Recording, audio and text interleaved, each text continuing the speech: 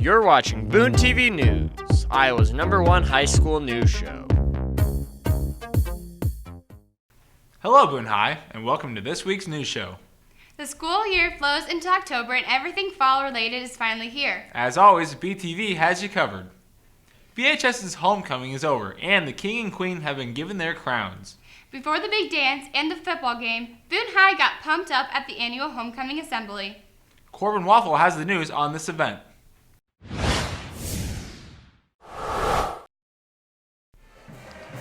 The Friday of homecoming week is always an exciting day for students at Boone High.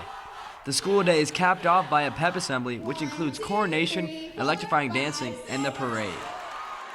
An incredible hype video set the vibe of the assembly as it got everyone excited for the weekend. The excitement continued as the Powder Puff junior and senior cheerleaders performed their dance routine, giving everyone a laugh. The drum line also made an appearance, and trust me, the crowd was lit. As the main attraction for the assembly, the homecoming coronation took place. Junior Kate Peasley announced the court. For the guys, Devin Baldus was crowned king. It's pretty good, I guess, and, there's a bunch of great guys out here, competition, but, I guess I came out with the win. And for the girls, Diana Slight was named queen. Well, everyone could have won it. I mean, there's so many nice people on the court, and it feels good. And to finish off the assembly, the annual parade was held honoring the homecoming corps and fall sports teams. For Boone TV, I'm Corbin Waffle.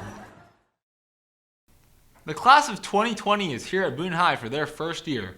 While adjusting to their freshman academy, as well as high school life, many of them have a lot on their plate. Sydney Woodruff went to the freshmen to find out their first impressions of BHS.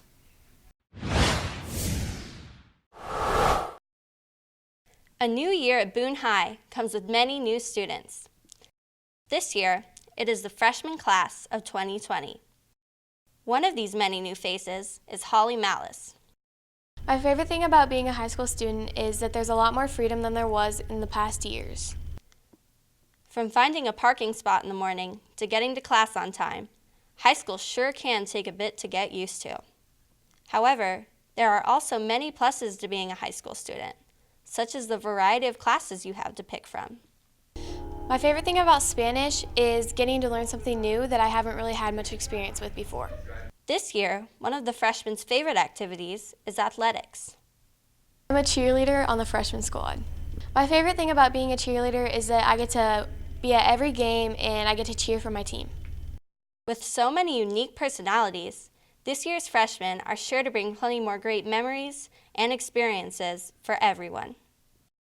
This has been Sydney Woodruff from Boone TV.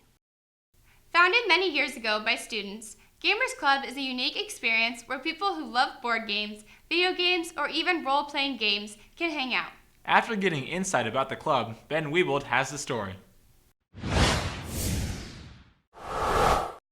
Do you like video games, board games, or even card games?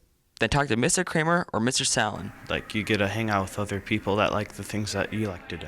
You get to meet a bunch of people that you probably wouldn't otherwise meet and play a bunch of games that you might not always get to play, or just your favorites.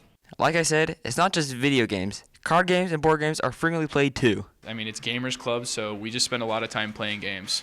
Sometimes we talk about games, but most of the time we play games. The schedule is simple. Monday's Dungeons & Dragons, while on Thursday it rotates from video games to card games. Just contact me. I mean, it's not any sort of a big requirement. If you're really interested in being a part of it, just talk to either myself, Mr. Truckenmiller, Mr. Kramer. We'd all be able to point you in the direction of what type of thing that you're the most interested in. Video Game Club is open to anyone, so they hope to see you there. This is Ben Wiebold logging off. Boone's Technology Student Association, known as TSA, allows students to express creativity and understanding of technology through a variety of competitions. To learn more about this group, Zach Shepard went and got the lowdown. Boone High students can get involved with school in multiple ways. If sports and drama do not spark your interest, then TSA may be what you are looking for. TSA is an organization where students from across the state of Iowa and across the nation get together and work on developing personal growth and leadership skills, as well as applying STEM opportunities and activities. TSA can be very beneficial when you have graduated high school and are thinking of going to college. I'm the state secretary of Iowa TSA, and I can put that on a college resume and it looks really good. I can even put that on some job resumes and it looks really good. TSA can require a lot of time and work, but you'll gain new experiences, meet new people, and have fun. It's a group where we can go out, compete against other schools, and kind of enjoy like a nice time here at Boone High School, and also meeting up with new people at new schools. Their next meeting is October 13th at 3:20 in Mrs. Vanyo's room, 7143. For more information, talk to Mrs. Vanyo or Brian Bingaman. From Boone TV, I'm Zach Shepard. Boone High has gained a new extended learning coordinator to aid students with online classes. Emma Toms has more on this new staff member, Mrs. Fontanini. Over the summer, Boone High added a new member to their staff. Mrs. Fontanini has now taken the role of Extended Learning Coordinator. A major aspect of Mrs. Fontanini's position occurs when a student needs to take an important exam.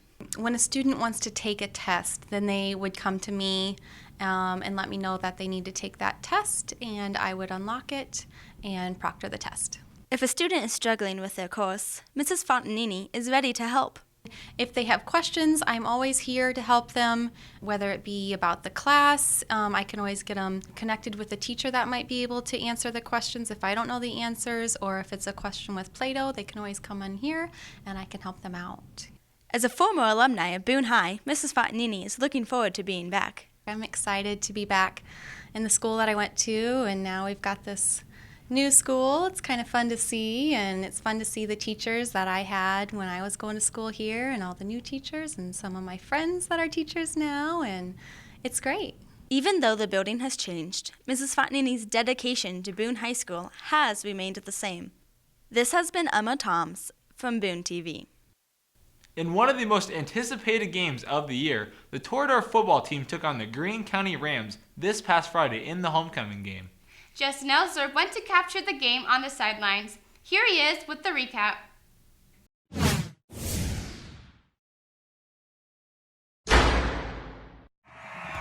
Last Friday night, the Boone Toradors and Greene County Rams met on Geppinger Field in a district matchup. In the first quarter, both the Rams and Toradors defense held their own ground, resulting in a 0-0 score heading into the second quarter. On the first drive of the second quarter, Boone's offense started rolling. On this play, quarterback Tanner Schmicky looked downfield to pass, but then pulled the ball down and took off, rushing for 22 yards. On the next play, running back Kane Schroer dove into the end zone to put the first points up on the board. The Toradors would go on to dominate the rest of the first half on both sides of the ball. Boone racked up 3 more touchdowns, 2 of them coming from Schmicky himself. At halftime, Boone led Greene County with the score of 28-0. With 3 minutes left in the third quarter, Schmicky connected with wideout Caden Moraine for a huge gain over the middle. Schmicky would end the drive on the next play by powering into the end zone, expanding Boone's lead to 35 points.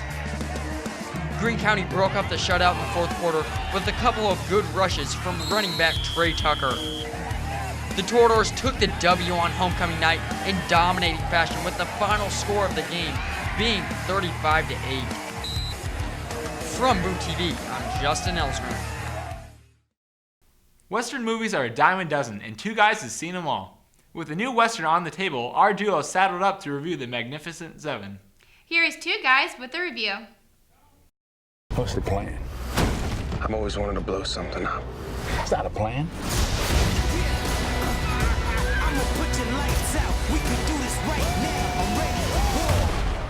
How'd we do? I think we killed them all.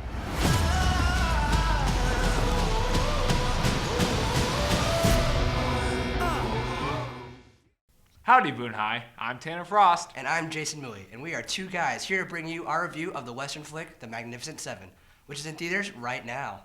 With this being a remake to the 1960 classic, director Antoine Fuqua takes the original story and adds his own modern twist to it. Let's check it out. After her husband's been murdered and her town taken over by a greedy industrialist, Emma Cullen seeks help from a bounty hunter, played by Denzel Washington, to help liberate the people. Knowing that the town is unable to fight by themselves, the bounty hunter goes on a journey to assemble a ragtag team of 7 for the job. With the Magnificent Seven now formed, they ride into town to inspire the citizens and train them to stand up and fight for their land. The plot of the overall movie is nothing we haven't seen before.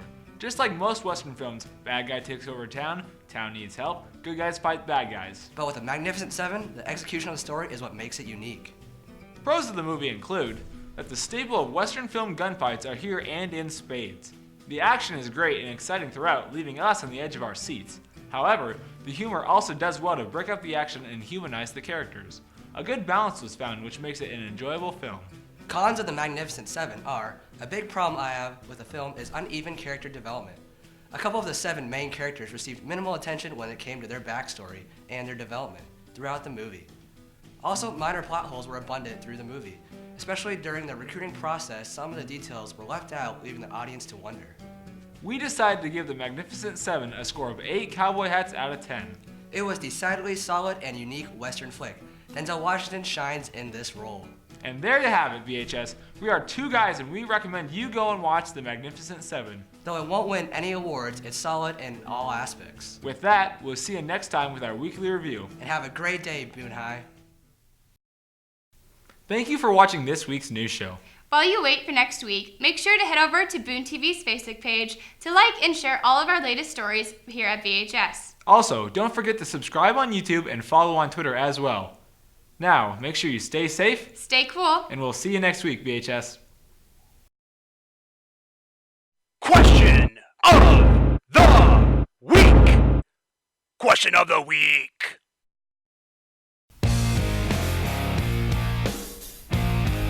With the Major League Baseball playoffs here, we asked people at Boone High, what's your walk-up song? My walk-up song would be Fabulous from High School Musical 2 because it really gets me jazzed up. Country Roads by John Denver. Have to be Eye of the Tiger out of Rocky theme. It's great stuff, great song to get you pumped up.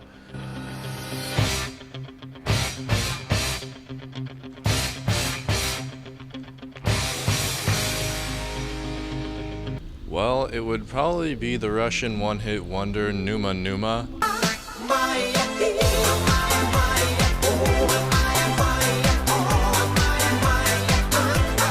My walk-up song would be Trigger Warning by Sunrise Skater Kids because I think it's just a funny song and it would get the crowd pumped. My walk-up song would be You Are My Strong Tower by Cutlass. And I would probably give either the Mike or Will swing call like we have for football.